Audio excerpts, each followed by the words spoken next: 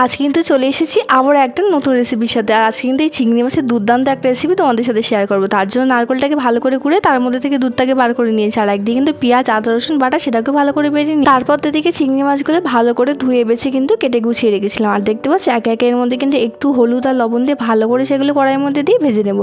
তারপর ভাজা মাছগুলো কিন্তু একটা প্লেটে তুলে নিয়েছিলাম। আর তারপরে সেই তেলের মধ্যে কিন্তু একে একে পেঁয়াজ আদা রসুনের যে পেস্টটা ছিল সেটাই কিন্তু এর মধ্যে দিয়ে দেবো। তারপর এর মধ্যে একে একে হলুদ লবণ লঙ্কা গুঁড়ো জিরে গুঁড়ো যে সমস্ত গুঁড়োগুলো দেওয়ার কথা ছিল সবই কিন্তু এর মধ্যে ভালোভাবে দিয়ে নিলাম। তারপর এর মধ্যে মাঝে মাঝে কিন্তু একটু গরুর দুধ নিয়ে সেই মশলাটাকে ভালো করে কষিয়ে নিতে হবে।